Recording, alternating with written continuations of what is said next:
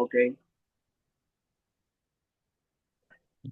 Bueno, bendecida noche, amados, que el Señor pueda estar eh, ministrando cada una de nuestras vidas a través del estudio de su palabra.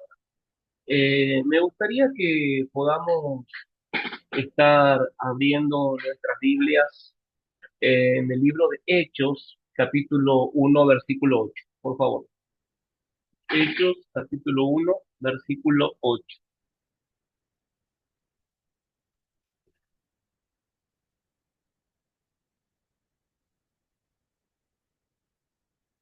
Bien.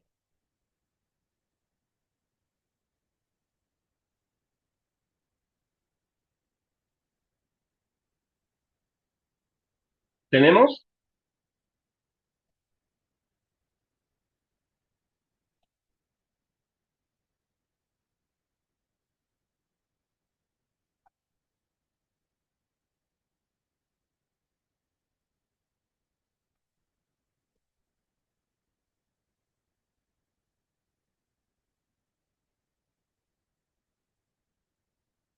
Bien. Hechos capítulo 1, versículo 8. Hoy nosotros seguimos, ya la semana pasada estuvimos hablando de la revelación en el Evangelio de Juan. Venimos haciendo grandes saltos desde Génesis, pasamos por los patriarcas, pasamos por la ley, por Moisés, por la ley, pasamos por los profetas, por los reyes, llegamos a la revelación en los sinópticos. El lunes pasado estuvimos charlando un poco, aprendiendo un poco sobre la revelación en el libro de Juan. Y hoy me gustaría que nosotros podamos hacer un salto y ya nos enfocamos en Hechos de los Apóstoles y en las cartas generales para ya el próximo lunes, si el Señor lo permite, poder concluir con el libro de Apocalipsis. El que tenga, por favor, así todos participamos, me lee Hechos capítulo 1, versículo 8.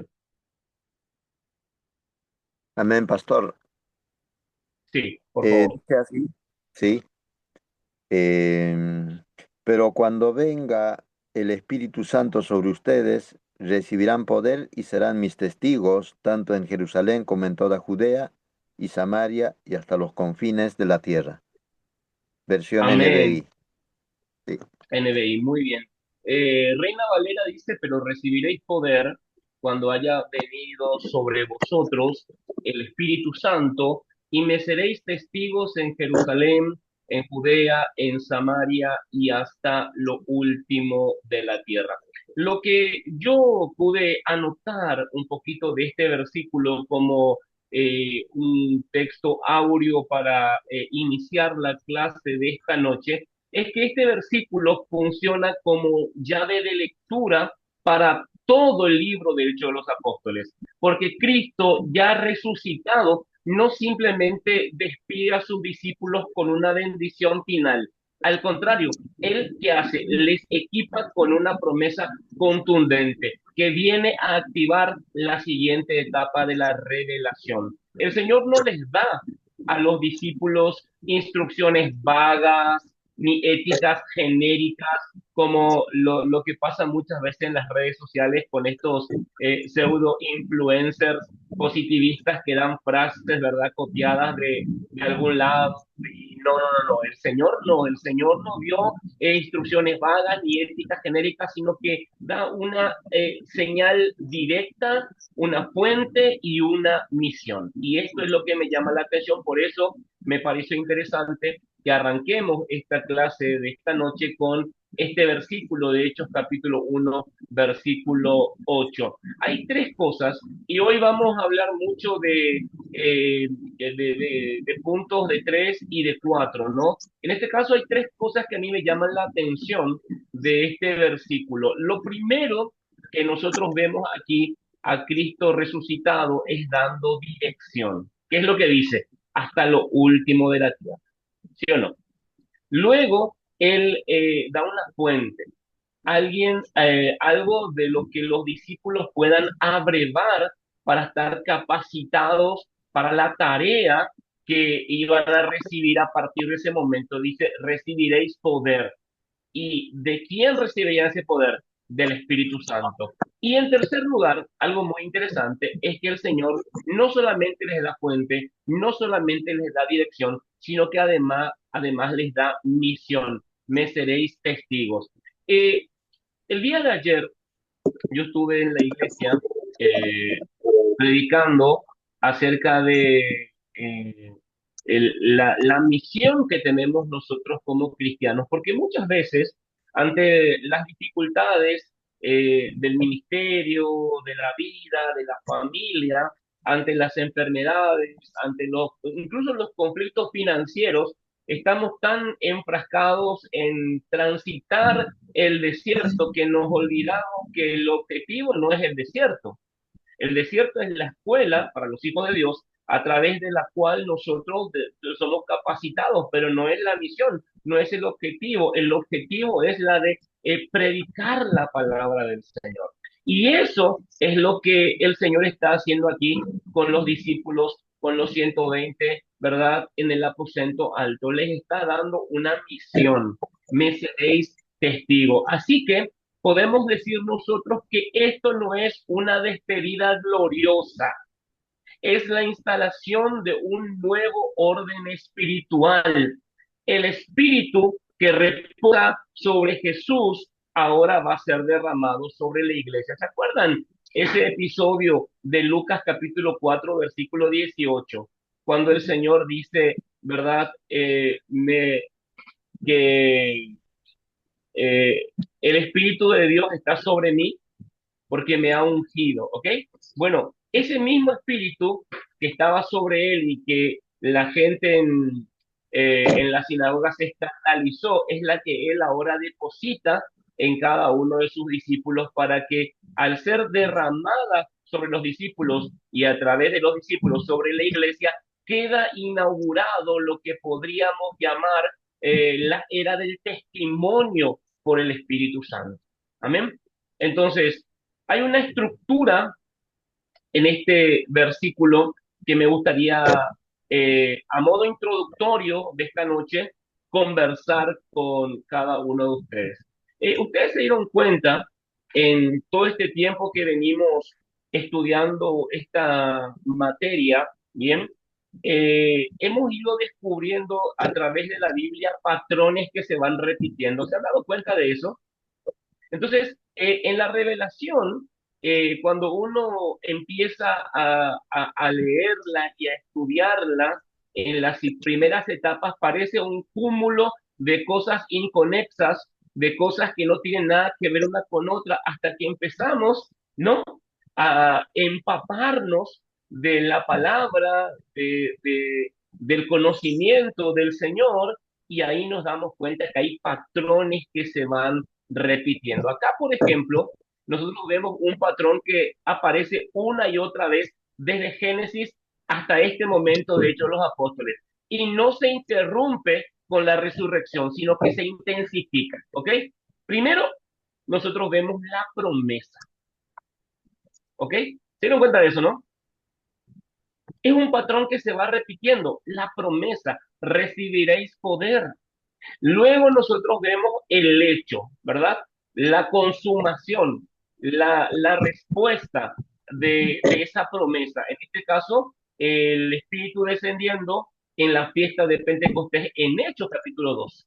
Y luego nosotros vemos a la interpretación, ¿ok? Porque Pedro, cuando empieza a predicar en ese primer discurso, donde él gana a 3.000 personas para el Señor, él no usa una palabra que él se haya sacado de la galera, él no usa una palabra que de repente sea algo novedoso en ese momento, sino ¿qué hace Pedro? Se va directamente al Antiguo Testamento y cita en su predicación a Joel, ¿ok? Y esto es interesante, porque después el apóstol Pablo va a explicar un poquito más esto en Romanos, en Primera de Corintios y en Gálatas. ¿Ok? ¿Me van siguiendo? Entonces, ¿qué es lo que nosotros vemos permanentemente repitiéndose a lo largo de la historia en cuanto a la revelación bíblica del Señor, los patrones que se, ¿verdad?, van repitiendo, valga la redundancia. Entonces, podemos decir que este esquema, o sea, palabra que anticipa, hecho que cumple, palabra que explica, ¿qué es lo que hace? Garantiza que la revelación no sea una colección de eventos sueltos. Por eso, esta materia es tan, ¿cómo les puedo decir? Es tan importante en eh, en nuestra currícula de formación teológica, porque nos hace ver el panorama completo y nos damos cuenta que no importa en qué momento histórico o en qué libro de la Biblia nosotros abramos sus páginas, nosotros nunca vamos a leer palabras inconexas, palabras sueltas, sino que todo tiene que ver con un proceso orgánico, intencional e inteligible de parte del Señor. ¿Se entiende? Entonces, esto es algo muy importante en esta introducción de esta noche. Entonces, hay un mapa narrativo que nosotros tenemos que seguir esta noche. Porque a lo largo de esta clase vamos a seguir la línea de la revelación desde el libro de los Hechos de los Apóstoles hasta las epístolas, así a grandes rasgos, abuelo de pájaro. Y no se trata, amados, de observar documentos antiguos con valor histórico, sino de entender cómo Dios sigue hablando a su pueblo por medio de lo que ya ha dicho y hecho. Y esto es algo muy interesante, ¿ok? Porque nosotros cuando hablamos, por eso hay un texto que a mí particularmente me gusta mucho, que está en el libro de Hebreos, que reza capítulo 4 creo que versículo 12 ¿cómo les puedo decir? La palabra de Dios es viva y eficaz y más cortante que toda espada de dos filos. Todo el que maneja herramientas de corte sabe que permanentemente tenemos que afilarla, ya sea el cuchillo o el serrucho o lo que sea, para poder tener un buen corte, ¿no? Y me gusta cómo el escritor de Hebreos usa ese simbolismo para referirse a lo que significa la palabra de Dios, que la palabra de Dios no pierde nunca filo, dando a entender que nunca pierde vigencia. La palabra de Dios es viva y eficaz y más cortante que toda espada de dos filos y que penetra hasta partir el alma y las coyunturas y los tuétanos y que discierne los pensamientos y las intenciones del corazón. Con eso en mente, ¿ok? Nosotros avancemos un poquito más porque lo que vamos a descubrir con la clase de esta noche es, por ejemplo, que Hechos nos muestra la explosión del Evangelio, porque el Señor entrega la posta del ministerio terrenal al Espíritu Santo, el Espíritu irrumpe y la comunidad comienza a expandirse, no por estrategia humana, sino por impulso divino, ¿ok? Entonces, y después vemos como una cuestión natural cómo las epístolas, particularmente las paulinas, organizan esa explosión, le dan teología, le dan fundamento, le dan forma pastoral y dirección misionera. Y algo interesante que tienen en común, esto yo les comento que hace 2 o 3 días, cuando estaba revisando lo que vamos a compartir esta noche, ¿cómo les puedo decir? Me llamó la atención algo que quiero compartir con ustedes, la gran conexión que hay entre las epístolas juaninas con las epístolas petrinas, ¿ok? Pedro y Juan tienen mucho en común en cuanto a la revelación.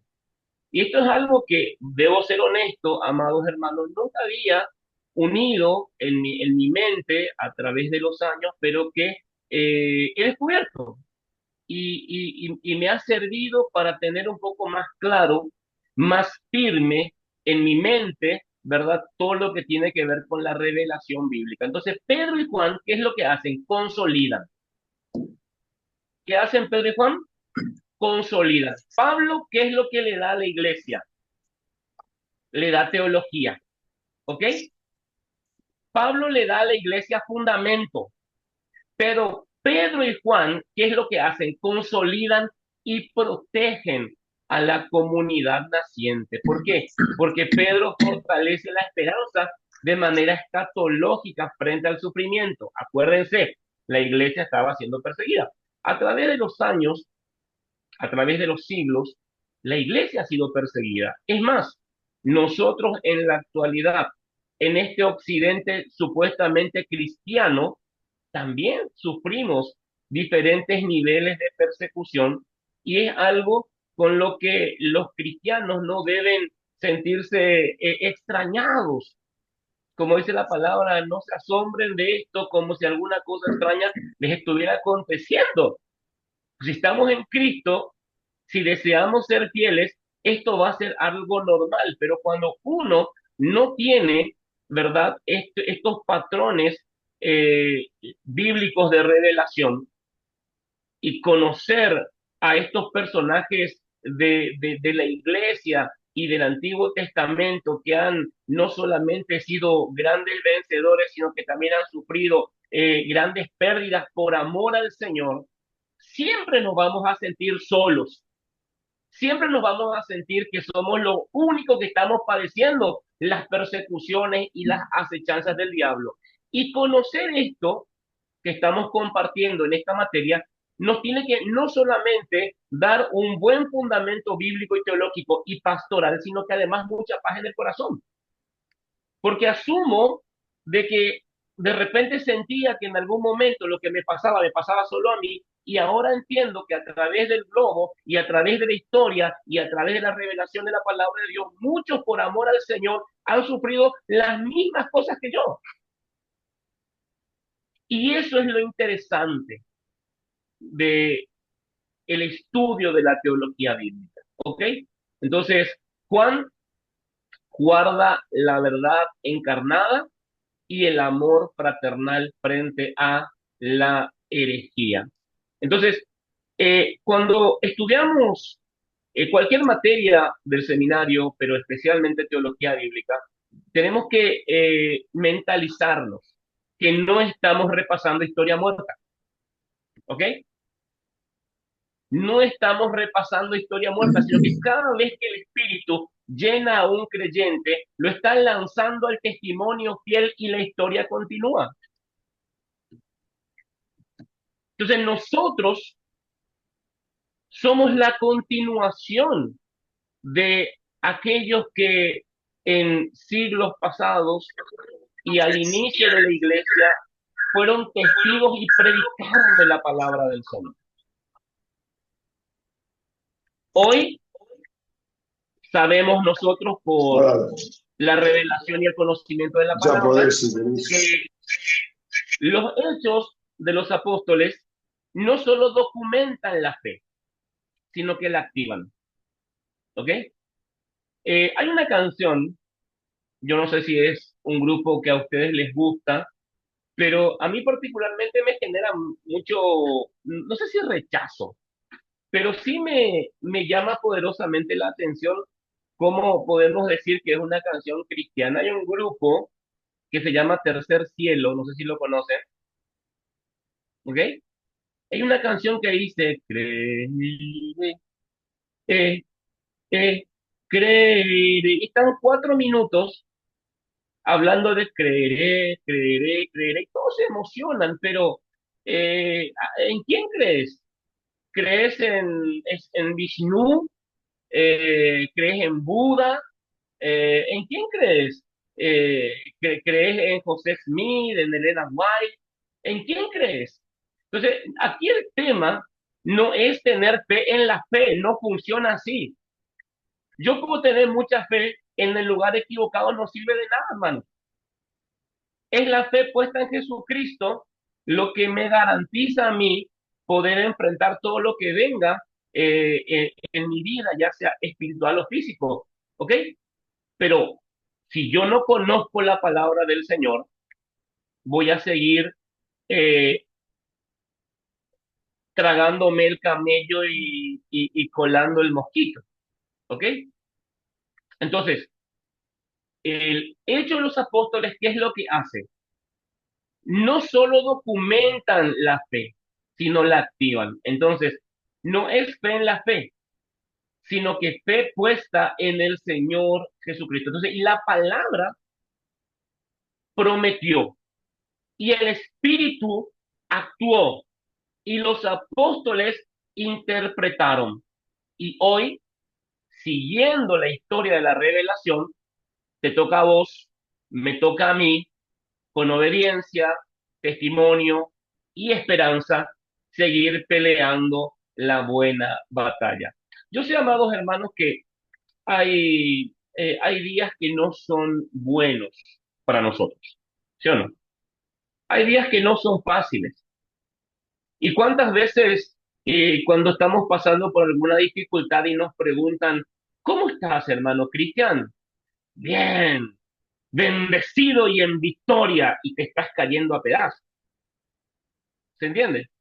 Eh, yo tampoco tengo todos los días buenos. Y desde hace un tiempo atrás, ya hace un par de años, tengo la costumbre de que si alguien me pregunta cómo estoy, eh, digo, estoy peleando la buena batalla. Y eso es lo bueno que tiene la palabra del Señor, amados hermanos. Que puede no ser tu mejor día, pero cuando uno no conoce la palabra de Dios, cuando uno cree que solamente a uno le pasa todo lo que le pasa y a nadie más, y hasta está en esa posición de querer reclamarle algo a Dios, eso ocurre por ignorancia. Pero nosotros como siervos del Señor, como maestros y teólogos, conociendo la palabra del Señor, nosotros en obediencia, testimonio y esperanza caminamos por fe, días buenos con gozo y días malos peleando la buena batalla de la fe, ¿verdad? Siguiendo el legado y siguiendo la historia que inició en Hechos de los Apóstoles. Amén. Entonces, hay una frase de anclaje que yo quiero compartir con cada uno de ustedes. Lo que el Espíritu comenzó en tu vida, lo va a continuar en su iglesia.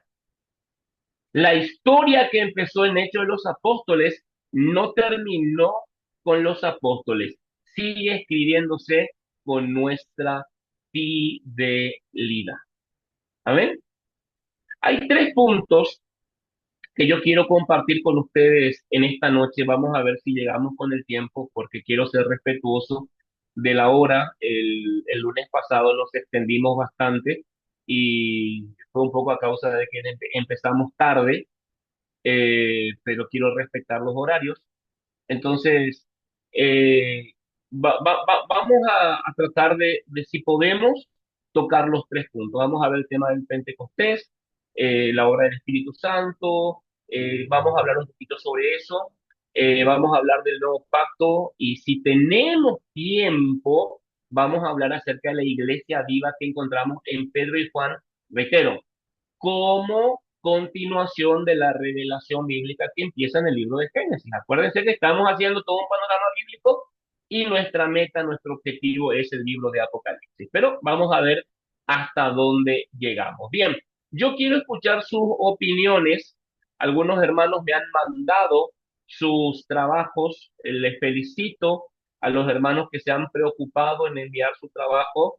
Eh,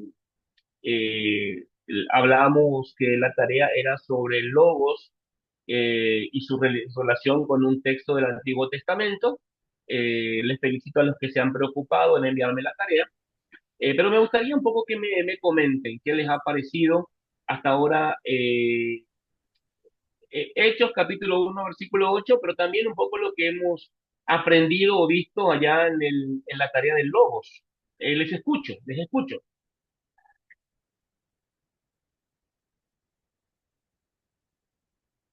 Estela, Cristian, no sé quién está más. Alberto, Hay varios hermanos. No los veo a todos acá, pero sé que están varios. Alberto López, Ernesto, Leonardo, Marilín, Porfirio, Estela. Quiero escucharles esta noche.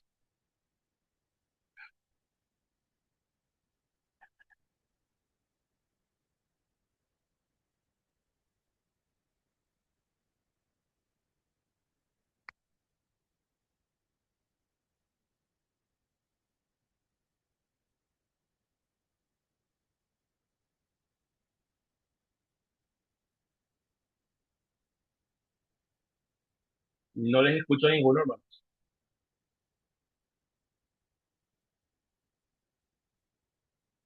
Ok, bien. Les pregunto una cosa, hermano. ¿Están entendiendo lo que venimos hablando?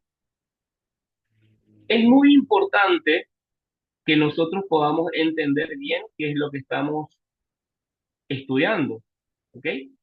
Mi gran preocupación al finalizar esta materia la semana que viene, si Dios permite, es que cada uno de nosotros haya tenido la oportunidad de tener un vistazo general sobre lo que es la revelación en la teología bíblica. ¿Ok? Entonces, y esa debe ser su preocupación también, hermano. Entonces, al poder charlar, al poder compartir aquello que venimos viendo, entonces podemos ir interactuando, ir viendo cómo estamos en este tema.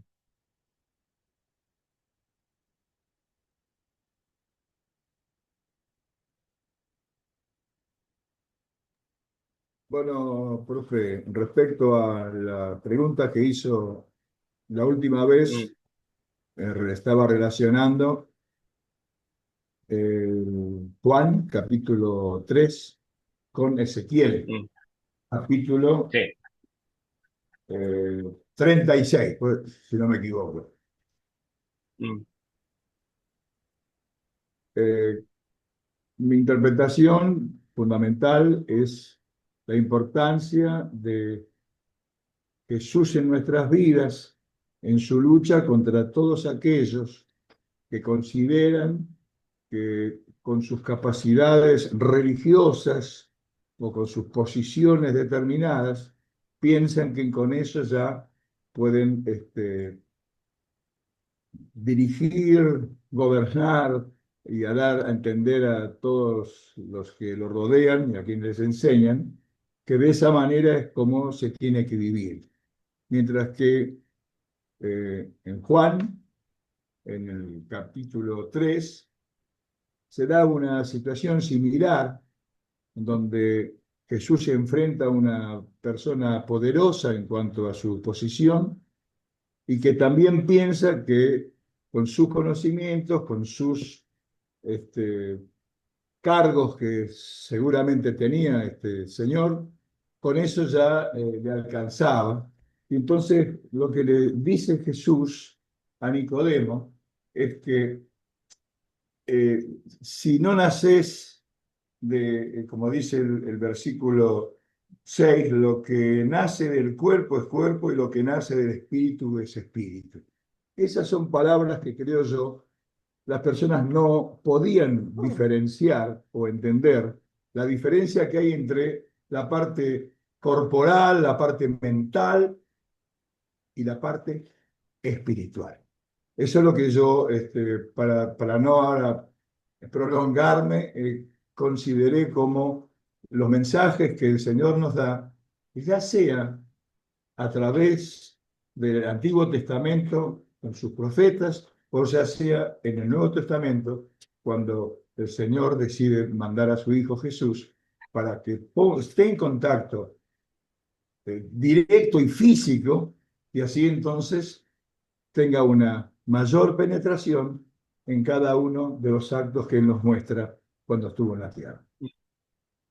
Esa es una, una pequeña parábola de lo que quería comentar. No sé si es lo que usted pregunta, quizás mm. es lo que yo interpreté, no sé si es correcto o no. Bien, bien, bien, bien, bien. ¿Algún hermano, alguna hermana? Este, sí, yo con respecto con respecto a la tarea que usted había dejado, sí, Ujú. también estuve analizándolo, pero lo dejó la otra semana y para esta semana también. Lo había estado analizando y el tema es cuál es la condición indispensable para entrar en el reino de los cielos. Obviamente el nuevo nacimiento, que es del cual se está Claro, refiriendo Juan, ahí en Juan 3:5, que lo relaciona con Ezequiel 36. También Pablo en Tito 3:5 también hace mención cuando habla del lavamiento de la regeneración. Un poco también lo vemos cuando Moisés toma a Aarón y los baña, el lutro, ese baño que representa la regeneración también, el nuevo nacimiento, ¿no es cierto?, en la vida de, ahora de los levitas, tanto Aarón como toda su familia fueron bañados. Y creo que eso tiene que ver en nosotros con el nacimiento, o sea, estábamos muertos en nuestros pecados y delitos y nacimos. Es lo que representa un poco también el bautismo por inversión, ¿no es cierto? Morir a la vieja vida, nacer a una nueva vida, este, y tiene que ver un poco con eso. En Tito me gusta, y siempre lo tengo muy presente, Pablo, cuando habla del lavamiento, de la regeneración, y ahí agrega algo más, y la renovación en el espíritu, ¿no es cierto? Que tiene que ver con esta cuestión de ir renovándose, ¿no es cierto? Creo que un poco Hechos, y el texto que usted tomó hoy, es muy importante para entender que no solamente necesitamos tener un nuevo nacimiento, morir a la vieja vida, a la naturaleza pecaminosa, eh, adquirir la adopción espiritual, o sea, el nacer del espíritu que tiene que ver con la sobrenaturalidad de la cual veníamos hablando un poco en Abraham y en el resto de los libros, ¿no es cierto? Y de alguna manera creo que es importante también tener presente que hay una renovación en el espíritu y que viene a través de todo lo que vamos, el libro de los Hechos de alguna manera lo expresa muy claramente. No sé si la tarea estaba bien hecha, pero es la reflexión o lo sí. que yo relaciono, ¿no es cierto? O sea, una cosa que yo quiero, justamente le compartí esta tarde a uno de los compañeros que me escribió por privado pidiéndome que le califique eh, su tarea, ¿bien? Le, le comento y les comento también a ustedes, ¿bien? Solo no somos estudiantes de secundaria, ¿bien? Que hay algo así como una respuesta correcta, estándar, que tenemos que buscar. No, no, no. Nosotros tenemos que poder entender los conceptos. Eso es fundamental, ¿ok?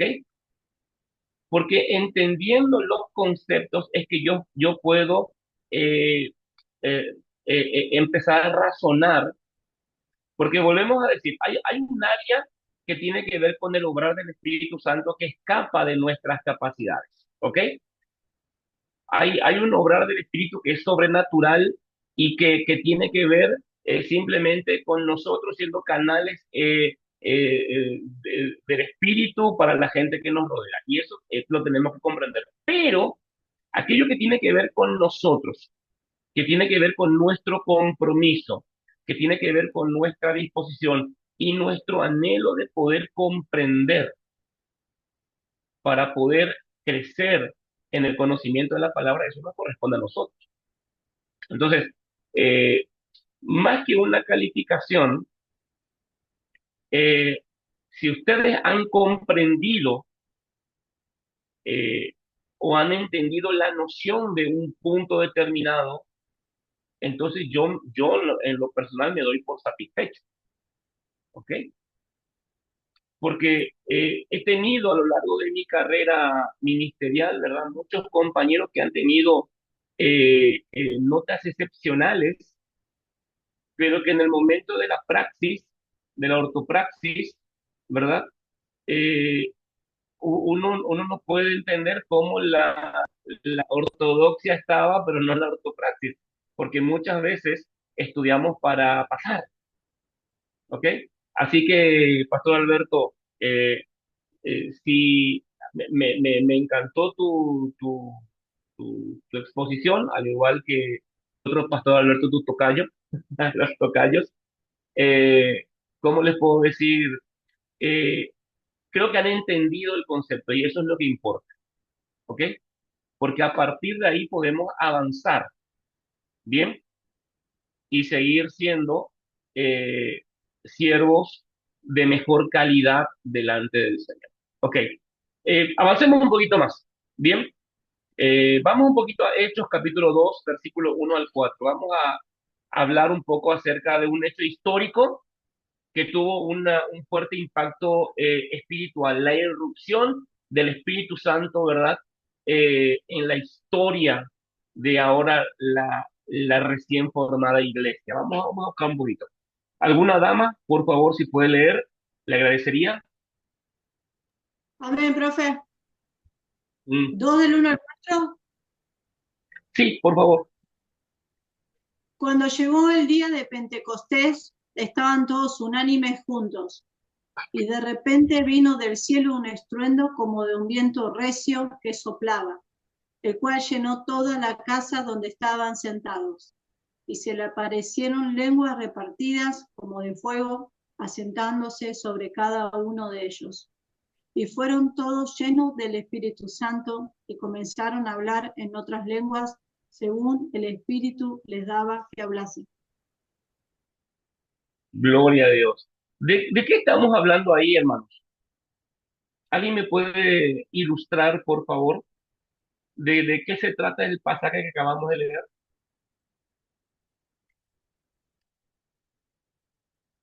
De la promesa que hizo el Señor Jesucristo, que iba a venir el Ah, Consolador, el Espíritu Santo. bien, acá tenemos una lectura y vamos a hacer un poquito un ejercicio de exégesis, ¿les parece? Hay tres elementos que son para mí fundamentales en estos cuatro versículos y que de alguna manera nos llevan necesariamente al Génesis. A ver, les doy un minuto, 30 segundos, para ver si encuentran en estos cuatro versículos tres elementos que son fundamentales porque nos llevan directamente a Génesis. A ver,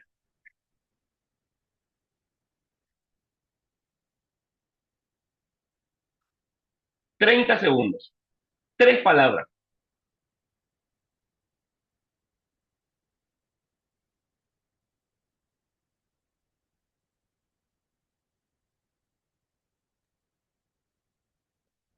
Relacionado con el soplo de vida, puede ser el rúa. Tres palabras. Tres ¿Tres palabras. palabras? A ver si digo viento, soplo y fuego. A ver, ¿quién dijo eso? Viento y soplo son sinónimos, ¿no? Pero bueno, vamos a tomarlo como que va por un buen camino. ¿Ok? Dos palabras faltan. Estruendo.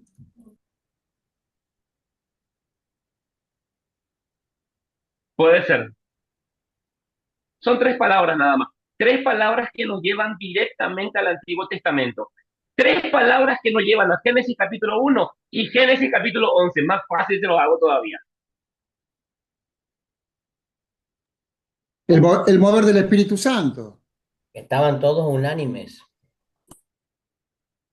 como en la Torre de Babel. Sí, claro, pero lean por favor el texto. En el texto está, van por buen camino, van por buen camino. Uno ya se dijo. Profe, eran la diversidad de lenguas, o sea, ahí en Torre de Babel, eh, Ah, sí, sí, pero se no me dicen la divertían. palabra, pero no me dicen la palabra, necesito la palabra. Ah, bueno, Ah, sería hablar en lenguas diferentes, profe. Juntos. bien, falta uno. Falta uno. Ya Pero nos está bien, fuimos a un minuto, ¿no? Viento ya está. no, Y no, Y juntos, Lengua relacionado ya con, está. juntos. relacionado, naciones, Con profe. el Antiguo Génesis ya está, ya se dijo, ya naciones y lo mismo que lenguas. y Bueno, relacionados con la Torre de Viento es Babel, lo que mismo que soplo. en la torre hubo confusión y acá no. Acá viene con un. Per- perfecto, pero ya lo dijiste, era una sola palabra. Falta una palabra más. Cielo, ¿Cómo? Llenos. cielo, yo tiro por tirar.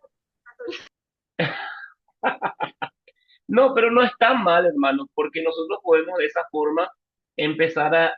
¿se dieron cuenta que cuando empezamos la materia nos costaba muchísimo relacionar determinados eventos con alguno en particular del Antiguo Testamento y ahora, ¿verdad? De manera prácticamente automática, ya nosotros hacemos el ejercicio de conectar un evento con un acontecimiento de Antioquía. Eso es lo bueno de la teología bíblica, ¿me van entendiendo, no? Entonces, tres palabras que yo encuentro aquí que son fundamentales para entender un poquito. Primero, el viento, bien ahí, soplo. Segundo, lenguas, perfecto. Pero hay otra palabra, el fuego. Puede ser Yo sé que juntos. algunos me miran y me dicen, yo lo iba a decir, no me animé, pero no te Pero animaste, pues. ¿Qué yo es le viento dije, fuego? yo ¿Ah, sí? No, le dije viento, fuego, bueno, me faltó lengua, yo dije soplo, yo dije viento, fuego y soplo, era lengua. bueno, no escuché fuego, sí, bueno, me humillo entonces en polvo y cenizas, hermanos amados, ¿ok? Entonces, ¿qué dice el No, texto? Cuando no, llegó el día de Pentecostés, estaban todos unánimes juntos y de repente vino del cielo un estruendo como de un viento recio que soplaba, el cual llenó toda la casa donde estaban sentados. Y se les aparecieron lenguas repartidas como de fuego, asentándose sobre cada uno de ellos, y fueron todos llenos del Espíritu Santo y comenzaron a hablar en otras lenguas según el Espíritu le daba que hablase. Entonces, tres palabras claves para mí. Seguramente cuando ustedes hagan alguna exégesis personal para algún estudio bíblico o algún sermón van a encontrar muchas más referencias que puedan ocupar, pero yo es lo que encontré y lo comparto con ustedes. ¿Por qué digo que el viento es tan importante? Porque nos remite a dónde? A Ezequiel 37, hermanos. ¿Ok? Porque el viento aquí, ¿qué representa? Piensen bien la respuesta, por favor. ¿Qué representa aquí el viento? Símbolo de quién es el viento acá. Acuérdense en que el, nosotros venimos el estudiando pastor, en Espíritu teología Santo. bíblica en el que proceso de cuando la Dios creación, hace algo, perdón, pastor, en el proceso de la creación se dice que el Espíritu de Dios se movía sobre la faz de la tierra como un viento, profe. ¿Puede ser? perfectísimo, no, clarísimo, es así mismo. Entonces, cuando nosotros vemos este pasaje, este episodio del Espíritu Santo irrumpiendo en la historia, en este aposento alto y en la iglesia, nosotros somos trasladados a Ezequiel 37. ¿Por qué? Porque es símbolo del aliento creador de Dios. ¿Se entiende? Entonces, el viento sopla en Ezequiel 37. ¿Y qué hace cuando sopla el viento? Los huesos secos resucitan y se convierte en un ejército vivo. Acá, ese mismo aliento espiritual de vida, ¿no? Del Espíritu Santo, ¿no? Da una nueva vida a esto que a partir de ahora llamamos la iglesia. Luego el fuego nos lleva a nosotros a Éxodo capítulo 3 versículo 2. ¿Por qué? ¿Qué es lo que vio Moisés cuando Dios se le reveló la primera vez? El fuego en la zarza, Una profe. zarza. Muy bien, Claro. una zarza. Y luego en Éxodo capítulo 13, ¿qué es lo que ocurre cuando ya el pueblo sale y en el desierto eran guardados del frío y eran guardados del sol. ¿Qué es lo que había sobre ellos? Una nube de... La columna, Una columna de la fuego, profe. columna. Una Y la columna de fuego. nube, ok, perfecto. Entonces, el fuego, ¿qué es lo que evoca? Evoca la zarza ardiente y la columna de fuego. Y también evoca al monte Sinaí, porque esas referencias al fuego, porque ¿qué es lo que hace el fuego? El fuego consume, el fuego destruye. Acá en el norte argentino, lamentablemente por la sequía, permanentemente tenemos nosotros incendios, ¿verdad? El fuego es muy destructor. Sin embargo, cuando el Señor utiliza la figura del fuego en el Antiguo Testamento, especialmente en Éxodo, por ejemplo, siempre tiene una connotación de guía, de purificación. Entonces, ahora entendemos que esas lenguas como de fuego no fue algo que el Señor, mira, va a quedar lindo una lengua de fuego acá, ¿verdad? Lo pongo, se me acaba de ocurrir. No, todo es causalidad, porque acuérdense, ¿qué es la revelación en la teología bíblica, amados hermanos? Es la continuación. No hay nueva revelación. Es la misma revelación que Dios fue soltando de manera progresiva desde el Génesis hasta hoy. ¿Entendemos ahora, no?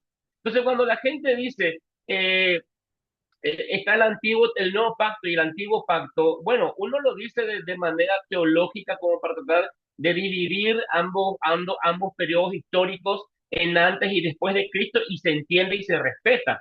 Pero en el sentido estricto de la palabra, no hay un pacto nuevo, es el mismo pacto de siempre. ¿Se entiende? Entonces, el fuego evoca la zarza, la columna y el monte Sinaí. Dios no habita en un lugar, sino en su pueblo. Por eso a mí me gusta esta referencia de Hechos, capítulo 2, porque sobre qué lugar se posó ¿cómo les puedo decir? El fuego, ¿no? ¿Sobre qué se posó el fuego en Hechos? Las lenguas de fuego, como de fuego.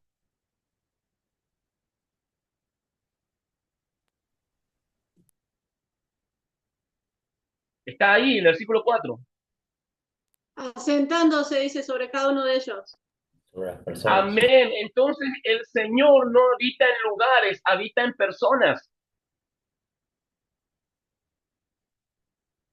¿Vamos entendiendo? Por eso el judío no entendió el lugar de privilegio que Dios le había dado. Se habían vuelto un pueblo de adoración de un lugar, un pueblo de rituales, pero totalmente vacío de la presencia del Señor. Hasta que Dios en varias ocasiones dijo, estoy harto de sus ofrendas, estoy harto de sus sacrificios, me fastidian sus lunas nuevas y sus días de reposo. ¿Por qué? Porque Dios estaba en el culto, pero no estaba en su pueblo. Aquí, sin embargo, el Señor dice, no, esto es mi deseo desde el comienzo, no habitar en lugares, sino en personas. Por eso es tan significante la figura del viento, aliento creador, y del fuego, eh, símbolo de Dios habitando, en este caso, en persona. Y por último, las lenguas. Acuérdense, amados hermanos, que no es algo irracional ni era un show religioso, era un símbolo misional claro y comprensible. La señal apunta a la expansión global del mensaje. Las maravillas de Dios llegan sin que nadie tenga que aprender griego ni hebreo. El evangelio irrumpe en el lenguaje local. Así de fácil. Acuérdense que el lenguaje del templo era el hebreo, ¿no? Pero el judío del siglo primero ya no hablaba hebreo, hablaba arameo, ¿ok? Entonces estaban parados ahí en el templo una mañana, un día entero, escuchando un culto a un Dios en un idioma que no entendían. ¿Se entiende? Y Dios dijo, basta. Dios dijo, basta. Y es por eso que estos tres elementos que para mí son puntos claves del texto. ¿Qué quieren que les diga, no? Viento, fuego y lenguas. Entonces, viendo esto, ¿qué es para nosotros el Pentecostés, hermanos? ¿Qué representa el Pentecostés? ¿Qué les parece?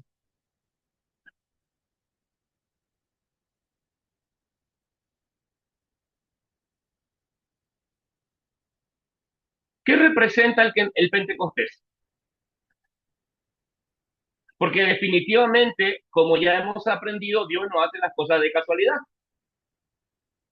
No es algo que Dios dijo, ah, bueno, está bien, cayó justo en Pentecostés, mejor es feriado. No, no, no, hermanos. Sino que Dios tiene un plan que va desarrollando a través de la historia. Acuérdense que Jehová es el Dios de la historia. ¿Ok? Entonces, ¿qué representa teológicamente el Pentecostés? ¿Qué opinan ustedes? Profe, para La mí puede primera vez que el Espíritu, porque Cristo viene como Mesías, como Salvador y cumple todo lo que estaba en el Antiguo Testamento. Manda Sí. su Espíritu. Claro, no, no, eso entendemos. Más adelante, si tenemos tiempo, porque tenemos media hora nada más, vamos a hablar un poquito de este tema de la letra mata y el espíritu vivifica. ¿Ok? En el punto 3 sí llegamos. Pero no, no, no, todavía no es eso, Marilyn. Estamos viendo nosotros, ¿verdad? Teológicamente hablando, ¿qué es lo que Pentecostés representa para nosotros hoy? ¿Se entiende? ¿Se entiende la pregunta? Me la, Para mí gustaría, es por favor. la llenura del Espíritu Santo. Sí, no, no, perfecto. Ese es el acontecimiento. Ahora, ¿qué representa? Porque todos pues son significantes, digamos. Para mí es el nacimiento de la iglesia, el Pentecostés, Sí, que, muy, que, muy cercano a la respuesta que yo espero escuchar, pero sí, podríamos decir que sí. que está Vos sabés que relacionado con... Sí, dale, sí, sí, dele. sí, vos sabés que hay toda una discusión, ¿no? Este es un tema para otra materia, porque vos sabés que hay gente que dice que, bueno, que la iglesia nació con Pentecostés, que la iglesia nació con Cristo cuando en su primer año de ministerio, la iglesia nació en, ¿cómo les puedo decir?, en el monte Sinaí, otros dicen que la iglesia nació en Abraham. Hay toda una discusión de cuándo empezó la iglesia, digamos, pero bueno, eso quise decirlo como un punto de color, Sí, ¿no? sí, en el sentido del nacimiento que tiene que ver con autoridad y poder, porque el mismo Mm, poder que lo echó a Satanás del cielo, el mismo poder que lo venció en la cruz, ese poder ahora está cayendo sobre hombres y mujeres, sobre chicos y grandes, y es ese claro. poder que ahora está sobre aquellos que estaban debajo de los pies de Satanás, ahora tienen la autoridad y el poder a través de este nuevo comienzo, ¿no es cierto?, que trae. Y creo Mm, que Pentecostés, Dios utiliza este evento porque tenía que ver con justamente que venían con alegría, con gozo. Era una fiesta donde venían a traer sus ofrendas por las cosechas que habían recibido y a traer y a presentar el nuevo grano. Había, creo que un ambiente de algarabía, es lo que dice Joel un poquito, ¿no es cierto? mm, La gente estaba dispuesta, había una disponibilidad para aceptar, yo creo, la tierra estaba preparada para recibir esta nueva semilla que es la presencia del Espíritu Santo, espiritualizándolo un poco, ¿no es cierto? amén. Sí, no, es una muy buena respuesta. ¿Alguien más? Para mí ¿Qué es el representa? sello. Para Mm, mí es Representan, el me sello. gustó esa palabra, che. Me gustó esa palabra. Sello. Porque el sello, ¿qué representa? Identidad. La marca. Para mí eso es La eso, ¿no es marca, cierto? la identidad, perfecto, sí. Entonces, hay una palabra que me gustaría compartir con ustedes y es la palabra consagración. Entonces, podemos decir o estamos de acuerdo que Pentecostés, teológicamente hablando, representa la consagración de la iglesia como agente del Espíritu Santo a partir de ese momento hasta hoy.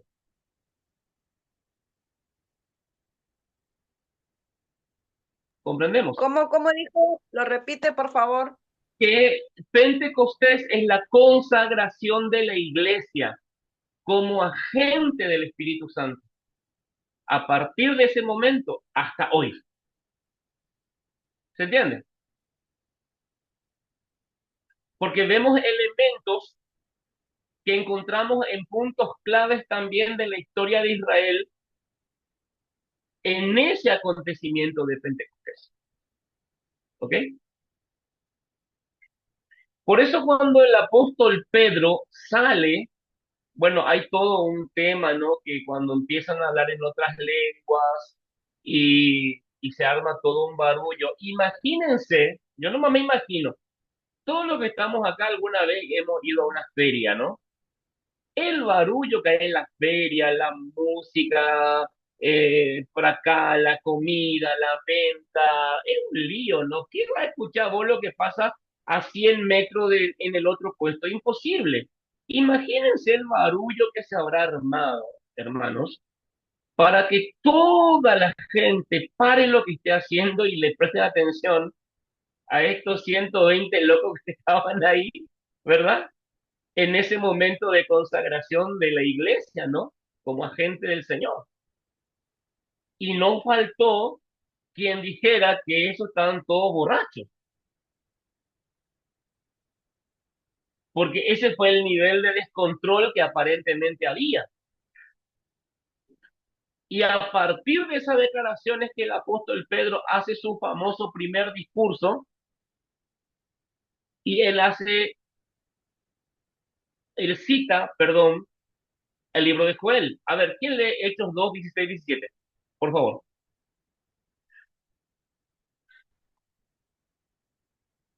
Hechos capítulo 2, versículos 16 y 17.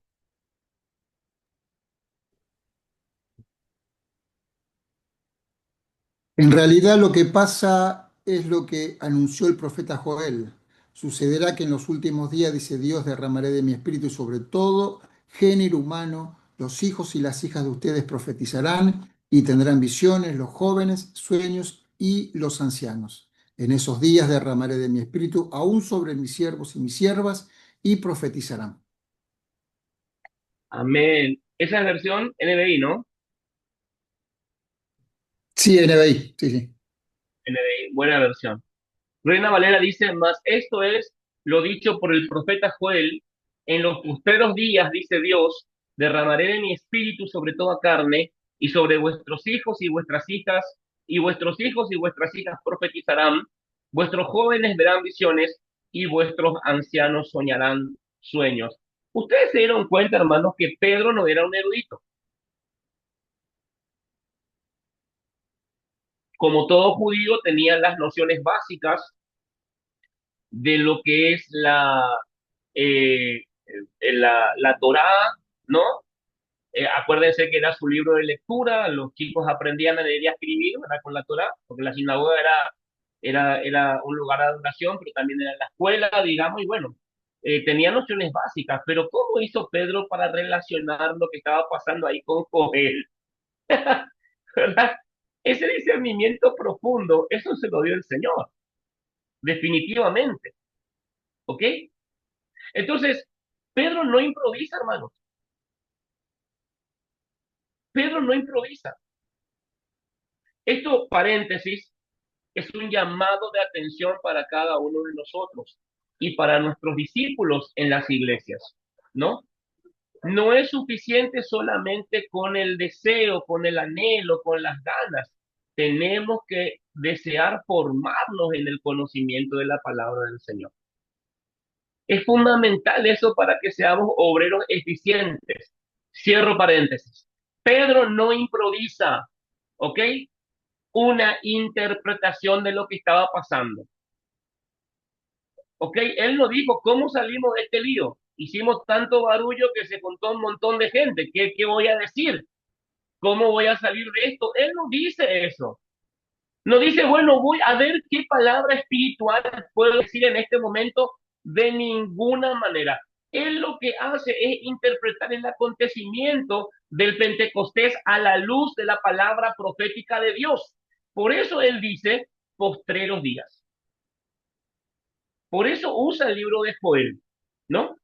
Porque cuando nosotros leemos en la Biblia, en cualquier parte de la Biblia, el término postreros días, ¿de qué estamos hablando?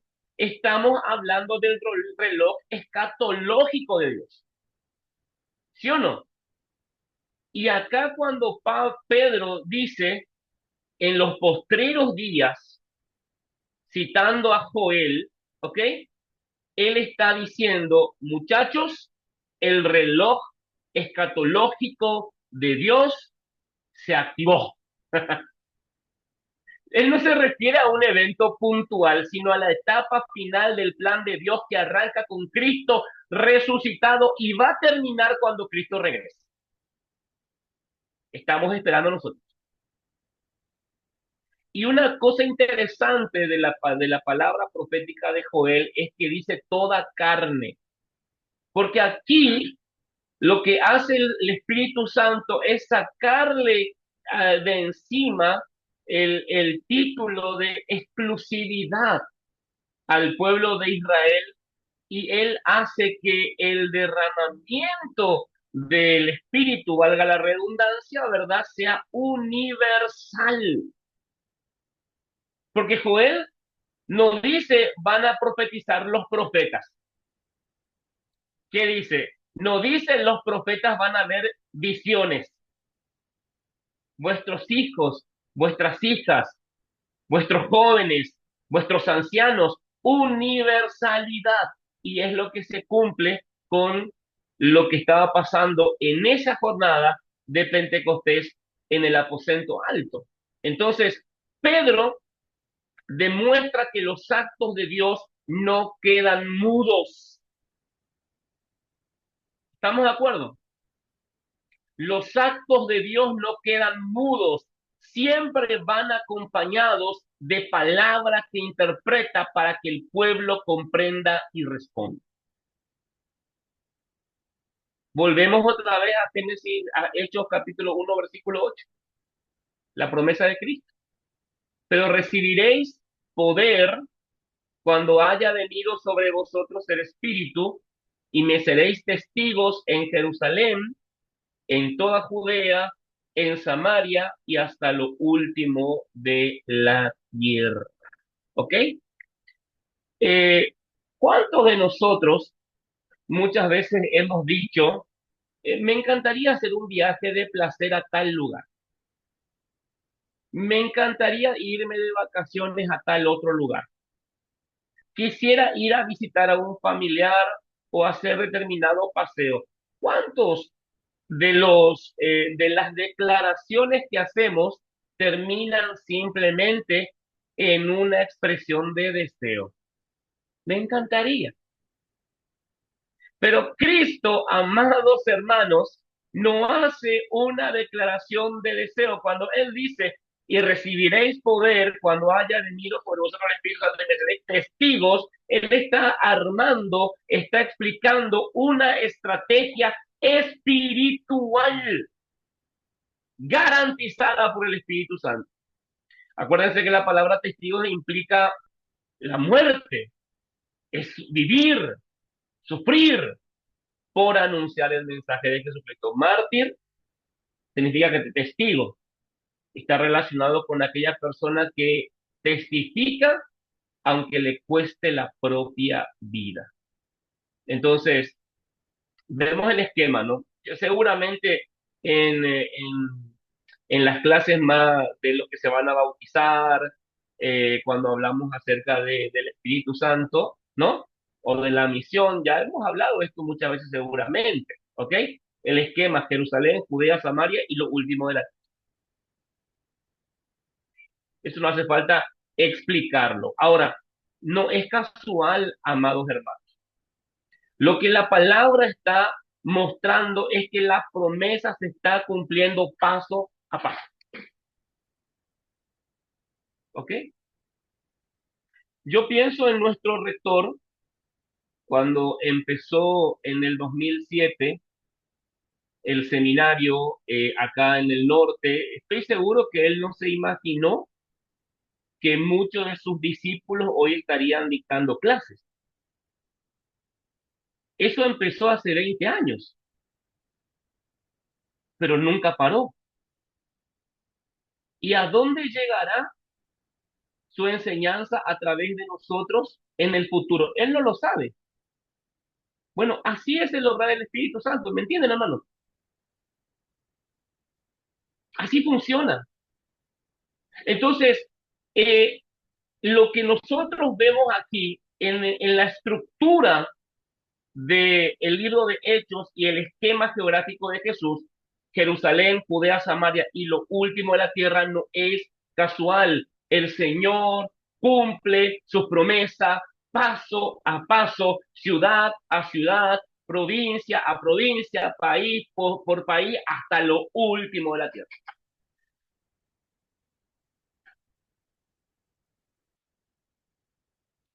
¿Quién lee Hechos 2, 9 al 11, por favor?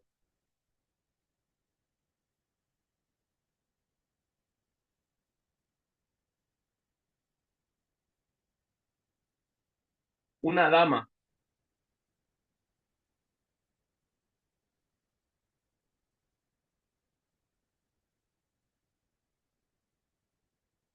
Estela, Damari, Marilyn, cualquiera.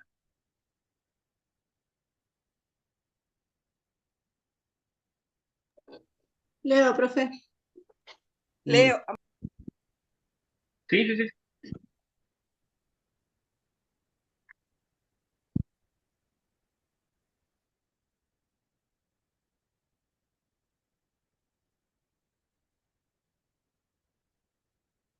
Lee, Estela, yo ya leí.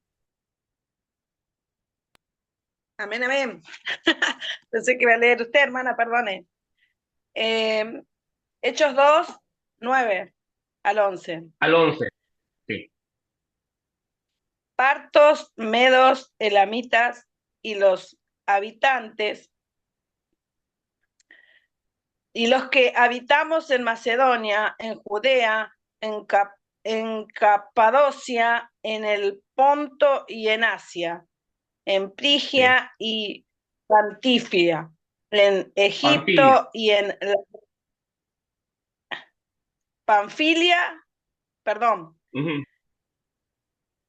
en Frigia, Panfilia, en Egipto y en las regiones de África, más allá de Cirene, y romanos aquí residentes, tanto judíos como prosélitos, cretenses y árabes. Les oímos hablar en nuestras lenguas las maravillas de Dios y estaban todos atónitos y perplejos, diciéndose unos a otros, ¿qué quiere decir esto? Mas otros, burlándose, decían, están llenos de mosto. Sí, estaban borrachos, sí. Entonces,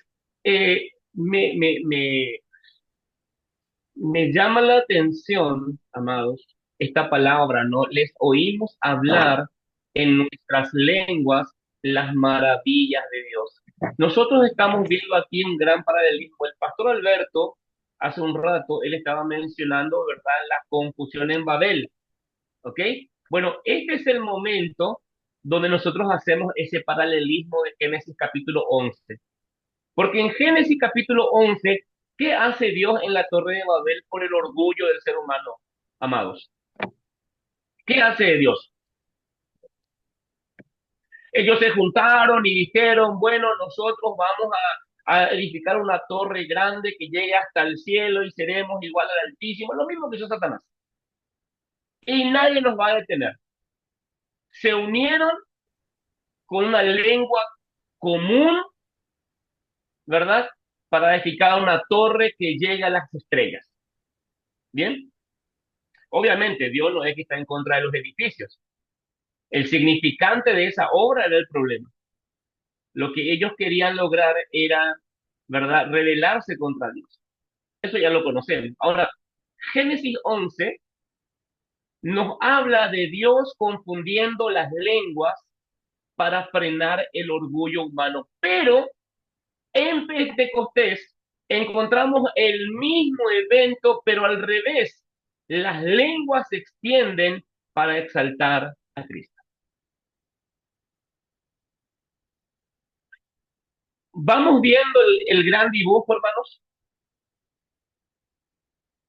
Vamos viendo que no podemos hablar de nueva revelación o vieja revelación. Todo es la misma revelación desde Génesis hasta hoy. ¿Ok? Entonces, el Espíritu, esto es muy importante, restaura lo que el pecado rompió. El pecado rompió y el Señor restauró. Bendito sea el nombre de Dios. Ahora, lo que nosotros vemos acá es que no es que en Pentecostés Dios le hizo un flip espiritual a toda la humanidad y ahora todos hablamos en coreano, en castellano, en chino, en árabe. No, aquí no hubo una uniformidad forzada. Cada uno escucha la palabra del Señor en su idioma. Y aquí nosotros vemos algo muy importante. El Señor no destruye la diversidad, la abraza.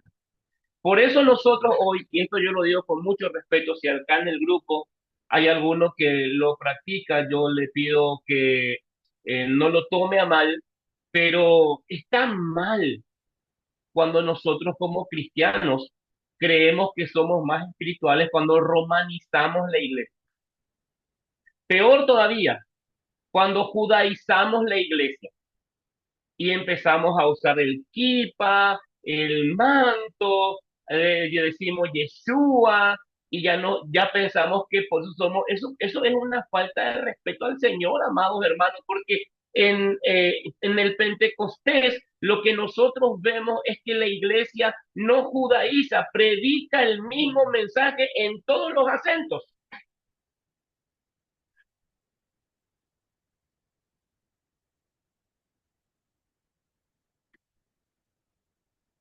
Les quiero hacer una pregunta, amados, a ver que pensemos un poquito. Son las 22:19, tenemos unos minutos más. Les pregunto, eh, ¿qué es para ustedes una iglesia pentecostal en sentido bíblico? Porque hay un pentecostalismo denominacional, ¿no? ¿Ok? Pero usemos el término pentecostal en el sentido bíblico. ¿Qué es una iglesia pentecostal?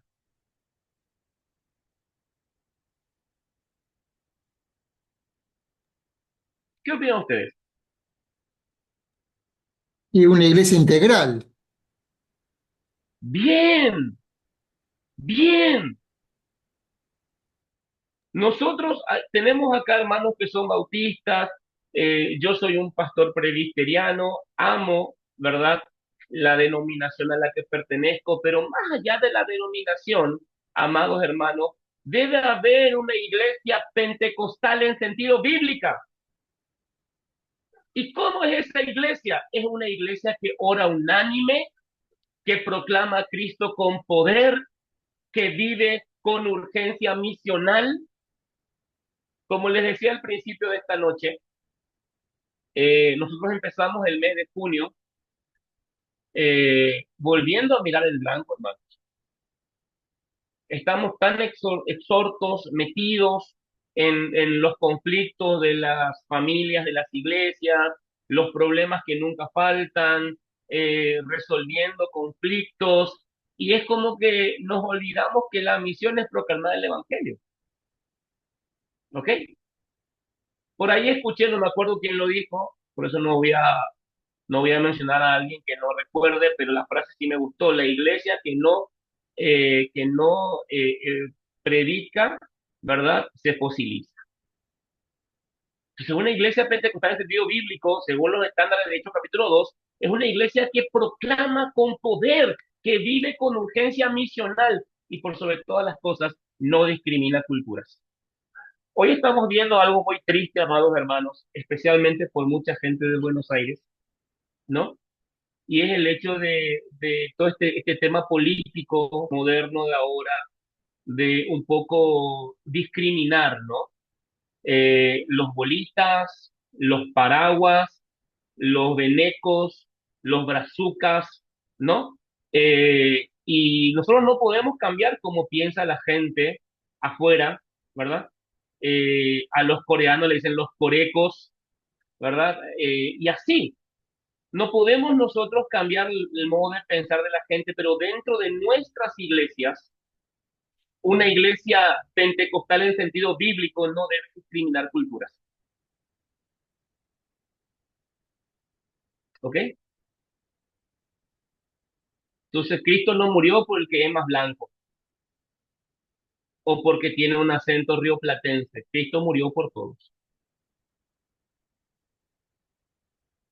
Amén.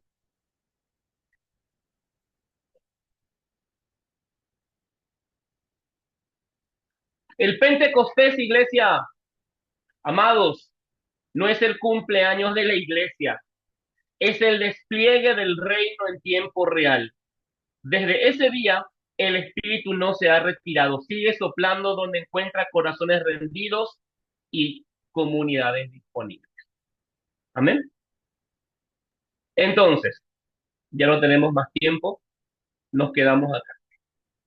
Qué fuerte lo que estamos viendo. Ya preparamos nuestro corazón para lo que va a ser la revelación de Dios en el Apocalipsis la semana entrante. Y ya vamos a ir cerrando nuestra materia. Amén. ¿Alguna pregunta? ¿Estamos bien? Perfecto. Bien. Recuerden, amados, no estamos repasando historia muerta. Cada vez que el Espíritu llena a un creyente y lo lanza al testimonio fiel, la historia continúa. Nosotros continuamos la historia que inició en Génesis, que llegó al Pentecostés y está en nuestros días. Amén. Bueno, estamos en tus manos, Pastor Pablo. Gracias. Si no hay alguna pregunta, oramos y, bueno, nos despedimos. Sí. Eh, bueno, Pastor Alberto, ¿puede guiar una oración? Sí. Sí. Ah, sí. Alberto López. Alberto López. Sí, Ah, bueno. sí, sí. Oramos, oramos. Sí, oramos, Señor y oramos. Padre, en el nombre de Jesús queremos agradecerte en esta noche esta oportunidad de compartir este tiempo a través de esta plataforma, Señor, que nos Bien. permite de alguna manera construir nuestro conocimiento, nuestra capacidad para mejorar nuestro liderazgo a través de la escritura y a través de lo que nos brinda el seminario, Señor, a través de los profesores y la misma institución. Gracias por este encuentro de cada semana, por la vida de mis compañeros, Señor, en la distancia, los que están cerca y los que están también un poco más lejos. Nos permite a través de esta plataforma estar juntos y juntos poder aprender, Señor, cómo mejorar la calidad de nuestro servicio dentro de la iglesia. Te alabamos y nos encomendamos para esta semana para que tú nos sigas acompañando y podamos poner en práctica todo lo aprendido en esta noche. Gracias por todo, en el nombre de Jesús. Amén.